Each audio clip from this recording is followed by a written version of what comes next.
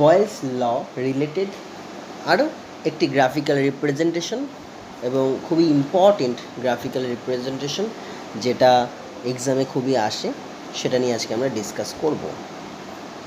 আজকেরও headings Boyle's law. আরেকবার বলে দেওয়া যাক, according to Boyle's law, pressure is inversely proportional to V if temperature is constant. At constant temperature এই রিলেশনটা applicable. তাহলে প্রপোর্শনাল সাইন তুললে যে প্রপোর্শনাল কনস্ট্যান্ট আসে, সেই কনস্ট্যান্টটা দিয়ে আমরা কাজটা করব। Pressure is equal to constant into 1/v. It means pressure into volume is equal to K, which is constant. So PV is equal to constant. Now PV তো constant হয়ে গেল, তাহলে আমরা যদি এই গ্রাফিক্যাল রিপ্রেজেন্টেশনটা এখন করতে চাই, দেখো পিভির সাথে আমরা পি এর গ্রাফিক্যাল রিপ্রেজেন্টেশন চাইছি। পিভি যেটাকে আমরা রেখেছি ওয়াই অ্যাক্সিসে, ভি যেটাকে রেখেছি আমরা এক্স অ্যাক্সিসে। তো ভি যদি আমরা ইনক্রিজ করি, according to Boyle's law pressure decrease করে যাবে। তার মানে ভি যদি আমরা এদিক থেকে ইনক্রিজ করে দিই, প্রেশার ডিক্রিজ করে যাবেন, ওভারঅল পিভি সবসময় কনস্ট্যান্ট থাকবে। তাহলে আমরা ভলিউম ইনক্রিজ করি বা ডিক্রিজ করি, আমরা পিভির কোনো চেঞ্জ কিন্তু দেখতে পাবো না। তাহলে ভলিউম আমরা 0 থেকে এখানে 1, 2, 3, 4, 5 যাই করি না কেন, পিভি কিন্তু কনস্ট্যান্ট থাকবে অ্যাকর্ডিং টু বয়েলস ইকুয়েশন। তাই জন্য এটা স্ট্রেট লাইন হবে অবশ্যই, পাসিং থ্রু অরিজিন হবে না, স্লোপ থাকবে না, straight line which is parallel to X Axis. এইবার তাহলে তোমরা এখানে কি বুঝলে, যে স্লোপ যেটা আছে কোনো স্লোপ নেই, বিকজ এটা কনস্ট্যান্ট। তাহলে স্লোপ 0, ইন্টারসেপ্টেরও কোনো গল্প নেই এখানে। এইবার অবশ্যই ইন্টারসেপ্ট বলতে গেলে এটা বলতে পারো যে যতটা পিভি উঠেছে জাস্ট সেটাই, মানে এটা just straight line which is parallel to X Axis.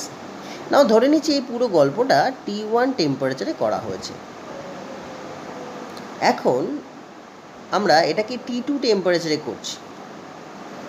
T2 টেম্পারেচারে করার পর ধরে নাও যে দেখা গেল যে গ্রাফটা এরকম হয়েছে, এটা ওপর থেকে গেছে। এটা কোন টেম্পারেচারে? T2 টেম্পারেচারে। এটাকে আমরা করব এবার T3 টেম্পারেচারে। দেখা গেল এটা আরেকটু উপর দিয়ে গেছে, বাট গ্রাফের প্যাটার্ন কিন্তু সেম। প্যাটার্নটা সেম বলতে এটাই বোঝাতে চাইছি আমরা, কীরকমভাবে same, it is parallel to X axis, আর কিছু না। এখন দেখো ভলিউম কিন্তু আমরা যত ইনক্রিজ করে যাচ্ছি টেম্পারেচার, ডিফারেন্ট টেম্পারেচার রেঞ্জে, দেখো পিভি কিন্তু আস্তে আস্তে ইনক্রিজ করছে। তাহলে এটুকু বলতে পারি, বা তুমি ধরে নাও একটা পার্টিকুলার ভলিউমে, এদিকে একটা পার্টিকুলার ভলিউমে এই ভলিউমটা আমরা নিয়েছি, এই ভলিউমে T1 টেম্পারেচারে এটা হচ্ছে পিভির ভ্যালু। যখনই আমরা T2 টেম্পারেচারে নিয়ে গেলাম, পিভির ভ্যালু ইনক্রিজ করলো। আবার যখন T3 টেম্পারেচারে গেলাম, আবার পিভির ভ্যালু ইনক্রিজ করলো। এটা একটু বড় করে দাও। তাহলে কি বোঝা গেল? ফিক্সড ভলিউমে টেম্পারেচার ইনক্রিজ করছি, আস্তে আস্তে আস্তে আস্তে পিভির ভ্যালু ইনক্রিজ করছে। কোন ফ্যাক্টরের জন্য এটা হতে পারে? ফিক্সড ভলিউমে নিশ্চয়ই প্রেশার ইনক্রিজ করছিল, ডিফারেন্ট টেম্পারেচারে প্রেশার ইনক্রিজ করছিল বলেই তো পিভির যে ভ্যালু সেটা ইনক্রিজ করছিল। তোমরা বলবে স্যার এক্ষুনি তো বললেন আপনি পিভি কনস্ট্যান্ট। অবশ্যই যখন টি কনস্ট্যান্ট, T1 টেম্পারেচারে পিভি কনস্ট্যান্ট অবভিয়াসলি। আবার যখন T2 টেম্পারেচার, তখনও পিভির যে ভ্যালুটা হবে সেইটা থ্রু আউট দ্য এক্সপেরিমেন্ট যতই আমরা ভি বাড়াই বা পি বাড়াই বা কমাই যাই করি না কেন কনস্ট্যান্ট। কিন্তু আমি কিন্তু টেম্পারেচার ইনক্রিজ করছি, তাহলে বোঝা যাচ্ছে টেম্পারেচার ইনক্রিজ করার সাথে সাথে ভলিউম ফিক্স থাকা সত্ত্বে instead of the fixed value of volume PV কিন্তু ইনক্রিজ করছে, তার মানে পি নিশ্চয়ই ইনক্রিজ করেছে। তাহলে এই T1 টেম্পারেচারে যা পি ছিল T2 টেম্পারেচারে পি তার থেকে একটু বেশি, T3 টেম্পারেচারে পি তার থেকেও বেশি। তাহলে অ্যাকর্ডিং টু, আবার আমরা চলে যাব গেলুসাক। উনি বলেছিলেন যে at constant volume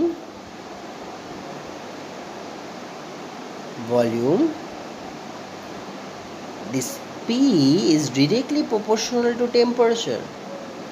so PV বাড়ছে মানে কনস্ট্যান্ট ভলিউমে নিশ্চয়ই পি বেড়েছে, পি বেড়েছে মানে টেম্পারেচার বেড়েছে, তার মানে T1 থেকে T2 টেম্পারেচার বেশি, T2 থেকে T3 টেম্পারেচার আরও একটু বেশি। এটাই হলো এখানকার কনক্লুশন। তাহলে বলা যেতেই পারে T3 is greater than T2 is greater than T1। তাহলে আমরা এক্সপেরিমেন্টটা তিনটে ডিফারেন্ট টেম্পারেচার জোনে করলাম বা তিনটে ডিফারেন্ট দিনে করলাম, সেইখানে বোঝা যাবে যে day by day temperature increase করলো না ডিক্রিজ করলো, এই এক্সপেরিমেন্ট দিয়েও বোঝা গেল। তাহলে বয়েলস লয়ের কত রকম গ্রাফিক্যাল রিপ্রেজেন্টেশন দিয়ে আমরা টেম্পারেচারগুলোকে প্রেডিক্ট করতে পারি, টেম্পারেচারের ট্রেন্ডগুলোকেও প্রেডিক্ট করতে পারি। তো এই ভিডিওতেই আমরা আরেকটা গ্রাফিক্যাল রিপ্রেজেন্টেশন দেখে নেব যেটা এর সাথে পুরোপুরি রিলেটেড। পিভি করছি আমরা ওয়াই অ্যাক্সিসে, এক্স অ্যাক্সিসে আমি রাখছি পিকে। তো এখানে ব্যাপারটা এরকম হলো, PV is equal to constant, তাহলে আমরা একবার লিখে নেব PV is equal to constant. গল্পটা ঠিক এরকম, দেখো প্রেশার ইনক্রিজ করছি, যদি প্রেশার আমরা ইনক্রিজ করি কি হবে, প্রেশার ইনক্রিজ করলে ভলিউম ডিক্রিজ করবে যেহেতু ইনভার্সলি প্রপোর্শনাল, এবং ওভারঅল পিভির ভ্যালু ফিক্স থাকবে। তাহলে প্রেশার যতই আমরা ইনক্রিজ করি বা ডিক্রিজ করি, এই যে পিভি, এই পিভির যে ভ্যালুটা থাকবে সেটা ফিক্স থাকবে at a particular temperature. Obviously particular temperature is constant, ঠিক আছে। তাহলে এটা ধরে নিচ্ছি আমরা T1 টেম্পারেচার, এই গল্পটা হয়েছে। এবার এইটাকেই পুরোপুরি আমরা T2 টেম্পারেচারে করে দেখব। আমরা জানি না T2 টেম্পারেচারটা T1 থেকে বড় না ছোট, এটা আমরা জানি না। আমরা অন্য একটা দিনে আসলাম, যাই হোক তার টেম্পারেচার আমাদের কাছে থার্মোমিটার নেই, আমরা টেম্পারেচার জানি না রুম টেম্পারেচার কত, বাট দেখা গেল যে প্রেশার ইনক্রিজ করার সাথে সাথে পিভির ভ্যালুটা ইনক্রিজ করেছে না, পিভির ভ্যালু ফিক্সড আছে। এখানেও দেখা গেল পিভির ভ্যালু ফিক্সড আছে। অবভিয়াসলি পিভির ভ্যালু তো ফিক্স থাকবেই, প্রেশার বাড়াও না কমাও, বাট পিভির যে ফার্স্ট ভ্যালুটা থাকবে সেটা ঠিক তারই আগের দিনের থেকে পিভির ভ্যালুটা একটু বেশি। কনস্ট্যান্ট তো অবশ্যই through out the experiment, second দিনে যেদিন টেম্পারেচার T2 দাঁড়িয়েছে সেই দিনে প্রেশার যত ইনক্রিজ করেছে পিভি কনস্ট্যান্টই আছে। কারণ যে কোনো দিনে তুমি এই এক্সপেরিমেন্টটা করো, বয়েলস ল তো অবশ্যই মানতে হবে। বয়েলস লটাকে অ্যাপ্লাই করিয়ে দেখা গেছে পিভি কনস্ট্যান্ট, বাট হ্যাঁ পিভির তো একটা নিজস্ব ভ্যালু থাকবে, সেটা সেই দিন দেখা গেল আগের দিনের থেকে বেশি।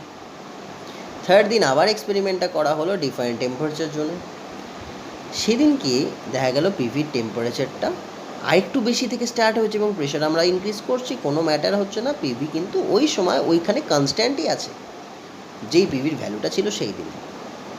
এটা থেকে আমরা কি বুঝতে পারলাম, ফিক্সড প্রেশার, যে কোনো একটা প্রেশারকে আমরা ফিক্স করে নিই, তাহলে এক্সপ্লেন করতে সুবিধা হবে।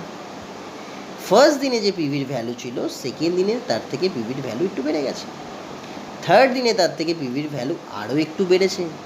প্রেশার ফিক্স থাকা সত্ত্বেও পিভির ভ্যালু বাড়ছে, এটা কি রিপ্রেজেন্ট করছে, অবভিয়াসলি ভলিউম ইনক্রিজ করেছিল day by day volume increase করে কিভাবে, অ্যাকর্ডিং টু চার্লস। তাহলে এবার আমরা চার্লসে চলে যাব। চার্লস ল থেকে আমরা দেখতে পাই যে অ্যাট কনস্ট্যান্ট প্রেশার, খুব ইম্পর্টেন্ট এটা, কনস্ট্যান্ট প্রেশারে volume is directly proportional to temperature. তার মানে কনস্ট্যান্ট প্রেশারে এক্সপেরিমেন্ট করার সময় দেখেছি আমরা day by day PV increase করছে। কনস্ট্যান্ট প্রেশারে পিভি ইনক্রিজ করছে মানে অনলি ভি ইনক্রিজ করছে, তার মানে ভি তখনই ইনক্রিজ করবে যখন টেম্পারেচার ইনক্রিজ করে। তার মানে day by day temperature increase করেছিল। তাহলে এই চার্লস ল অ্যান্ড বয়েলস লকে কম্বাইন করে আমরা এর ডে বাই ডে আমরা ডেটাটা পেয়ে গেলাম, ট্রেন্ডটা পেয়ে গেলাম টেম্পারেচারের, যে এক্স্যাক্টলি কী হয়েছিল। T3 টেম্পারেচার বেশি ছিল T2 টেম্পারেচারের থেকে, T1 এর টেম্পারেচারের থেকে T2 টেম্পারেচার বেশি ছিল। তাহলে day by day temperature increase করছিল।